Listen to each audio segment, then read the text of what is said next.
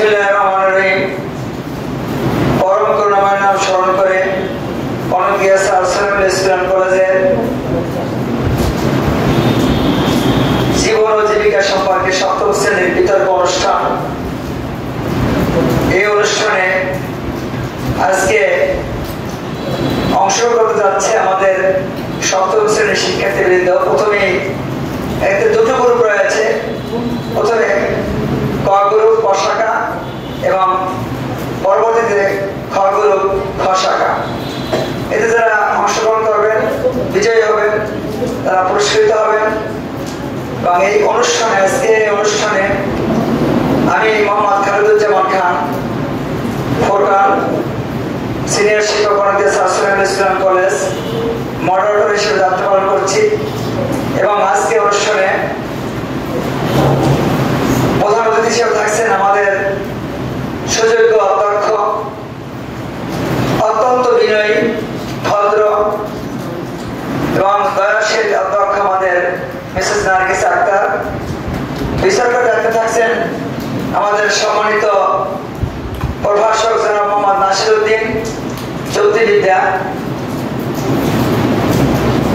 জনাব মোহাম্মদ শামসুল আলী, প্রভাষক ইংরেজি, জনাব আব্দুল সালাম, সিনিয়র শিক্ষক ম্যাথমেটিক্স। এবং বিশেষ অতিথি হিসেবে থাকছেন আমাদের সম্মানিত সিনিয়র শিক্ষক জনাব গাজী মোহাম্মদ জাহাঙ্গীর হোসেন। এবং ক্যামেরায় থাকছেন আমাদের প্রভাষক, আমার শ্রেণাস্পদ একসময় শিক্ষার্থী জনাব সুখদেব পাল, রসায়ন। এবং আরো ক্যামেরায় থাকছেন আমাদের সহকারী শিক্ষক জনাব সাইফুল ইসলাম, ইংরেজি। যাদের প্রচেষ্টা আজকে বিতর্ক অনুষ্ঠান, তারা হচ্ছেন শ্রেণী শিক্ষক জনাব মোহাম্মদ শামসুল হক, সিনিয়র শিক্ষক অনকিয়া সারসালামুল ইসলাম কলেজ, জনাব মোহাম্মদ রেজাউর রহমান, সিনিয়র শিক্ষক অনকিয়া সারসালামুল ইসলাম কলেজ।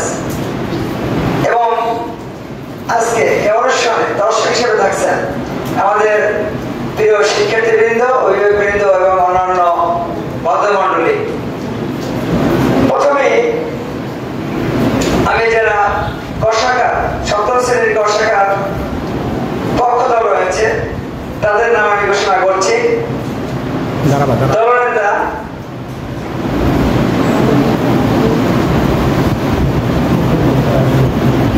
এবং প্রথম বক্তা মোসাম্মদ জান্নাত আক্তার, আপ্রিল সপ্তম 33।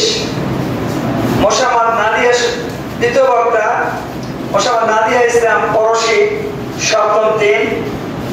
মৈত্রী রানী পাল, সপ্তম 19। এবং বিপক্ষ দলের প্রথম বক্তা এবং দলনেতা মোসাম্মদ নুসাইবা আক্তার, আদিকা, সপ্তম 7। সেনারানী শীল, সপ্তম 1। সোহাগী আক্তার, সপ্তম 23। আজকে বিতর্কের বিষয় হচ্ছে জীবনের লক্ষ্য নির্ধারণে আগ্রহী হলো একমাত্র বিশ্ব বিষয়। প্রত্যেক বক্তার জন্য 4 মিনিট করে সময় এবং যুক্তিকরণের জন্য 2 মিনিট করে সময়। প্রত্যেক বক্তা 4 মিনিট বক্তব্য রাখতে পারেন এবং যুক্তি যিনি খণ্ডন করবেন তিনি 2 মিনিট সময় পাবেন।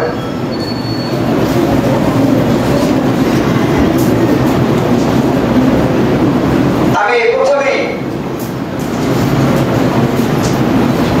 পক্ষ দলের প্রথম বক্তাকে তার বক্তব্য উপস্থাপন করার জন্য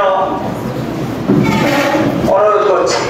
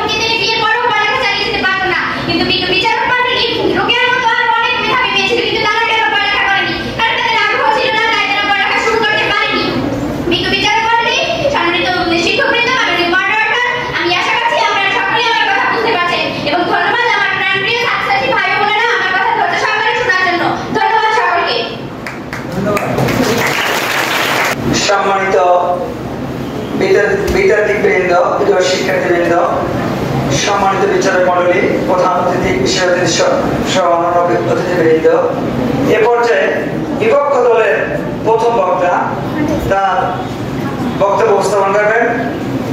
তাই বক্তব্য উপস্থাপন করার জন্য আমি অনুরোধ করছি মোসাম্মদ মুসাইব আক্তার, আদিকা সপ্তম সাল। সবাইকে আসসালামু আলাইকুম। ধন্যবাদ আমাকে কথা বলার সুযোগ করে দেওয়ার জন্য। আজকে বিদ্যালয়ে বিষয় হচ্ছে জীবনের লক্ষ্য নির্ধারণে আমরাই হলো একমাত্র বিবেচ্য বিষয়। আমি এবং আমার দল এই বিষয়টির বিপক্ষে অবস্থান করেছি। আমি বেশ কিছু তথ্য বিশ্লেষণ ও প্রমাণের সাথে আমার চূড়ান্ত অবস্থান তুলে ধরছি। মাননীয় মডারেটর, জীবনের লক্ষ্য নির্ধারণে আমরা একমাত্র বিবেচ্য বিষয় হতে পারে না। জীবনের লক্ষ্য নির্ধারণে বেশ কিছু বিষয়টি খেয়াল রাখতে হয়। এর মধ্যে সবচেয়ে গুরুত্বপূর্ণ বিষয় হচ্ছে যোগ্যতা ও পরিশ্রম। শুধু আগ্রহী থাকতে হবে না, লক্ষ্যকে সামনে রেখে নিজেকে যোগ্য করে গড়ে তুলতে হবে, অক্লান্ত পরিশ্রম করতে হবে। মাননীয় মডারেটর, আমার আগ্রহ আছে ডাক্তার হওয়ার, কিন্তু আগ্রহ নিয়ে পড়ে থাকলাম। যখন মন চাইলে উঠে পড়লাম, আনন্দ উল্লাস করে রাখা, এটা কি আদৌ লক্ষ্যে পৌঁছানো সম্ভব? মাননীয় মডারেটর, ডাক্তার হতে হলে অভিজ্ঞদের কাছে পরামর্শ নিতে হবে, নির্দেশনা নিতে হবে, সে অনুযায়ী কাজ করতে হবে। লক্ষ্যে পৌঁছাতে যখন যা করতে হয় তাই করতে হবে, তবেই জীবনের লক্ষ্যে পৌঁছানো যাবে। অর্থাৎ শুধু আগ্রহ নয়, আমাদের জীবনের বাস্তবতা ও দায়িত্বের দিকগুলো বিবেচনা করা গুরুত্বপূর্ণ। কেবল আগ্রহটা ভিত্তি করে লক্ষ্য নির্ধারণ করা আমাদেরকে এমন ক্ষেত্রে নিয়ে যেতে পারে যেখানে আমাদের প্রয়োজনীয় দক্ষতা, যোগ্যতা, আর্থিক সামর্থ্য বা সময়ের অভাব থাকে। আমরা জানি যে বাস্তবতার সাথে লক্ষ্য নির্ধারণ ব্যক্তিকে হতাশা, ব্যর্থতা, আর্থিক সামর্থ্য বা সময়ের অভাব থাকে। তাই যেখানে লক্ষ্য নির্ধারণে শুধু আগ্রহ নয়, দীর্ঘমেয়াদী সুবিধা বিবেচনা করা গুরুত্বপূর্ণ। কেবল আবেগপ্রবণ আগ্রহের ভিত্তি করে লক্ষ্য নির্ধারণ করা দীর্ঘমেয়াদী সুবিধা বিবেচনা করা গুরুত্বপূর্ণ এবং দীর্ঘমেয়াদী সুবিধা বিবেচনায় সাফল্য নিশ্চয়তা নাও দিতে পারে।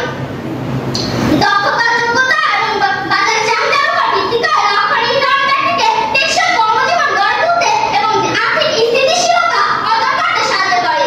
তাই মাননীয় মডারেটর, আমি আবারও দৃঢ়ভাবে বলতে চাই, জীবনের লক্ষ্য নির্ধারণে আগ্রহের মাত্র বিবেচ্য বিষয় হতে পারে না। ধন্যবাদ বিজ্ঞ বিচারক মণ্ডলী, মাননীয় মডারেটর, সম্মানিত শিক্ষার্থীবৃন্দ ও আমার প্রাণপ্রিয় ভাই বোনেরা।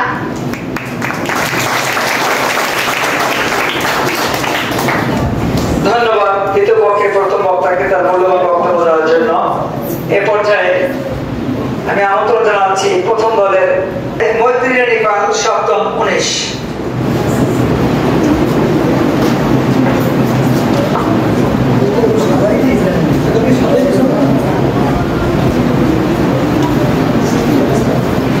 উপস্থিত বিচারক মণ্ডলী, শিক্ষকবৃন্দ, মাননীয় মডারেটর ও অন্যান্য অতিথিবৃন্দ, সকলে আমার পক্ষ থেকে সালাম গ্রহণ করুন। আসসালামু আলাইকুম।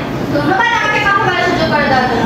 আজকের বিতর্কের বিষয়বস্তু হলো জীবনের লক্ষ্য নির্ধারণে আগ্রহী হলো একমাত্র বিবেচ্য বিষয়। মাননীয় বিচারক মণ্ডলী, ইতিমধ্যে আমার দলের প্রথম বক্তা বলছেন, একজন মানুষ যতই মেধাবী হোক না কেন, আগ্রহ ছাড়া সে কোনোদিন নিয়ে যেতে পারে না।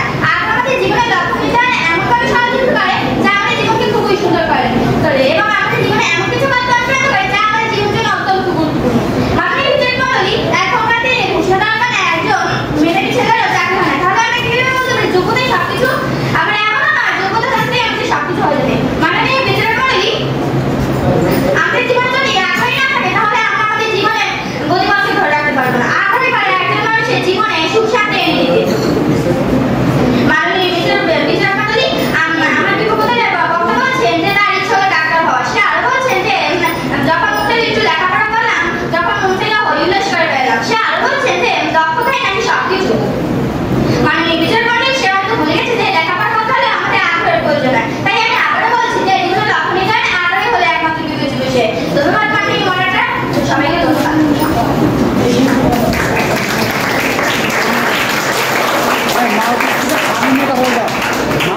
সামনে নিয়ে কথা না বললে ভালো শোনায় না। সম্মানিত উপস্থিতি, এ পর্যায়ে বিপক্ষ দলের দ্বিতীয় বক্তা তাকে বক্তব্য প্রদানের জন্য অনুরোধ করছি। সিনেরা নিশ্চিত, সপ্তম 1।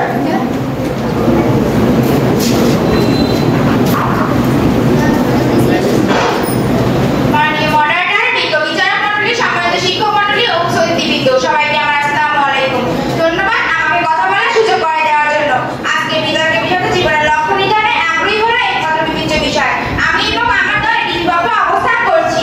মাননীয় মডারেটর, পক্ষ দলের দ্বিতীয় বক্তা বলেছে আগ্রহ অনুপ্রেরণার উৎস, কিন্তু মাননীয় মডারেটর, আগ্রহ একমাত্র অনুপ্রেরণার উৎস হতে পারে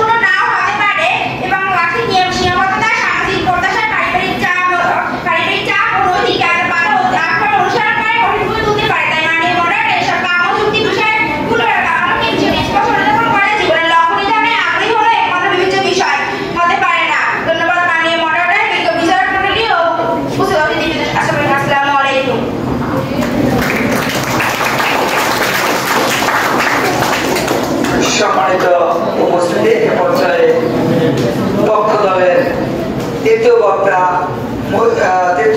মোহাম্মদ নাদিয়া ইসলাম পরশিকে তার মূল্যবান বক্তব্য দেওয়ার জন্য অনুরোধ করছি।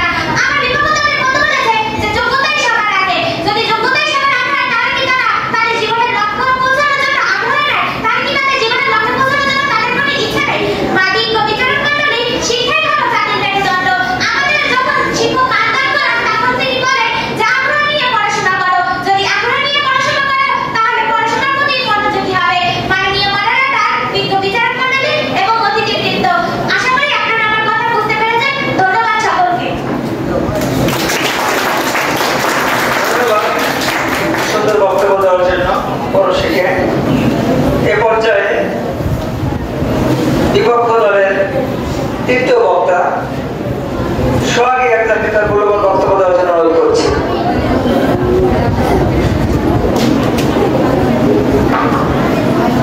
মাননীয় মডারেটর, বিজ্ঞ বিচারক মণ্ডলী, সম্মানিত শিক্ষকবৃন্দ এবং অন্যান্য অতিথিবৃন্দ, আসসালামু আলাইকুম।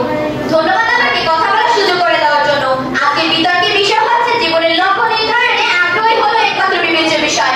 আমি এবং আমার দল এই বিষয়টির বিপক্ষে অবস্থান করছি। আমি বেশ কিছু তথ্য বিশ্লেষণ ও প্রমাণের সাথে বিষয়টির বিপক্ষে আমার জন্য অবস্থান তুলে ধরছি। মাননীয় মডারেটর, আমি আমার দলের পূর্ব বক্তার প্রদর্শন অনুসরণ করে আরেকবার বলতে চাই, জীবনের লক্ষ্য নির্ধারণে অতি গুরুত্বপূর্ণ হচ্ছে যোগ্যতা। লক্ষ্য ছাড়া যেমন জীবনে সফল হওয়া যায় না, ঠিক তেমনি যোগ্যতা ছাড়া সঠিক লক্ষ্যে পৌঁছানো যায় না। মাননীয় মডারেটর, পক্ষ দলের শেষ বক্তা ও তার দল বোঝাতে চেয়েছে যে আগ্রহী সব, কিন্তু হয়তো তারা ভুলে গেছে যে আমাদের সমাজে যারা বড় বড় অফিসার তারা কিন্তু আগ্রহে বসে থাকেনি, তারা যোগ্যতার কারণে আজকে পর্যায়ে যেতে পারছে। তাই আমি বলতে চাই, আগ্রহ সব হতে পারে না, যোগ্যতাও দরকার। একজন শিশু সে ক্রিকেটার হতে চায়, তার আগ্রহ সে ক্রিকেটার হবে, কিন্তু তার শারীরিক গঠন ও দক্ষতা ক্রিকেটের জন্য উপযোগী নয়, তাহলে কি সে তার আগ্রহ দিয়ে ক্রিকেটার হতে পারবে? কখনোই না। কারণ মাননীয় মডারেটর সেই ক্রিকেট সম্পর্কে তার কোনো যোগ্যতা নেই। তাই আমরা বলতে চাই যে আগ্রহ সব হতে পারে না, যোগ্যতা থাকা দরকার। সুতরাং আমি আশাবাদী আমার দলের বক্তার যৌক্তিক বিবেচনা করে আমার দলকে বিজয়ী ঘোষণা করা হোক। ধন্যবাদ মাননীয় মডারেটর, ধন্যবাদ বিজ্ঞ বিচারপতি ও অন্যান্য অতিথিবৃন্দ। আসসালামু আলাইকুম।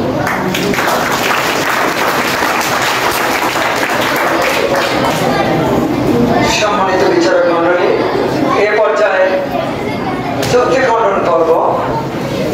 যুক্তি খণ্ডন পর্বে সময় পাবে মাত্র 2 মিনিট। এবার পক্ষ দলের যুক্তি খণ্ডন পর্ব, এতে অংশগ্রহণ করছে মোসাম্মদ জান্নাত আক্তার আফরিন, সপ্তম শ্রেণী 33।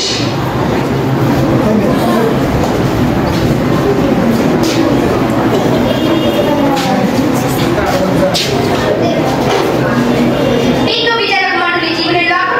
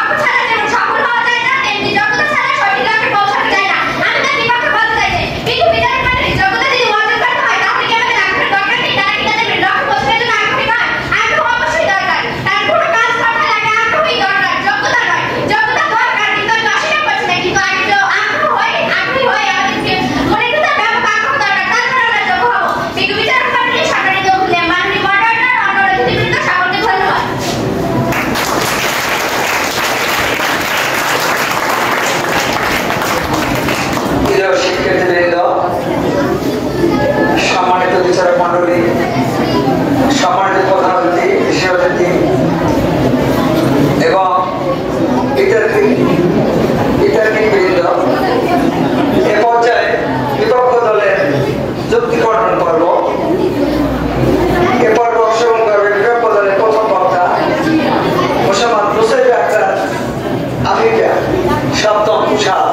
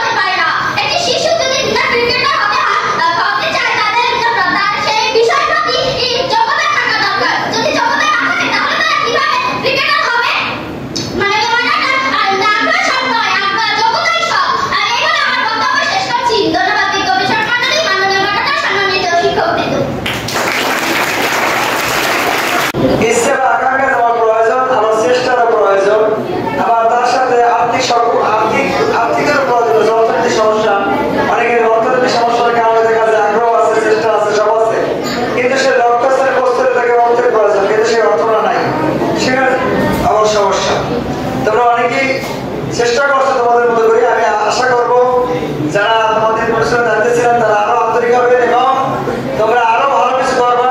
ছোট ছোট যেহেতু বাচ্চা, তোমরা যা করছো অনেক ধন্যবাদ তোমাদেরকে, অনেক ধন্যবাদ।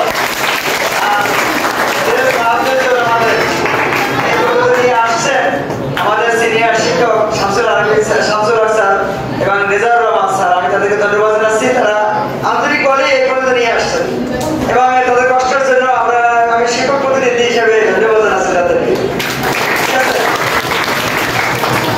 যারা বিষয় মনে রয়েছেন তোমরা জানো তো অত্যন্ত বিজ্ঞ অভিজ্ঞ এবং আমাদের মানে ফলাফল তৈরিতে রয়েছেন আমাদের সাইকুল স্যার, সহকারী শিক্ষক ইংরেজি। তোমরা জানো যে আমাদের ক্যামেরাম্যান অত্যন্ত দক্ষ, তিনি পক্ষ বিপক্ষ দল এখানে যেটা আমরা নিজেরাই সামান্য পার্থক্য, সামান্য হাড্ডাহাড্ডি লড়াই, কেউ জিতছে কেউ থাকছে এরকম না, মানে হাড্ডাহাড্ডি লড়াই সবাই আমরা জিতছি, কেউ মন খারাপ করে কিছু নয়। এতে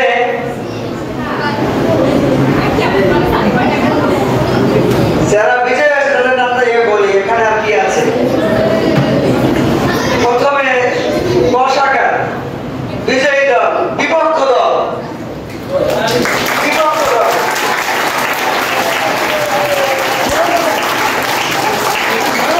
শ্রেষ্ঠ বক্তা নুসাইবা,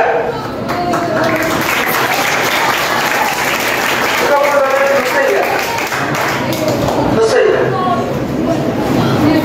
নাম্বার বলে দিই, তোমরা যারা বিজয় হয়েছে তারা পাইছে 114 এবং যারা বিজয়ী তাদের হয়েছে 108, কাছাকাছি।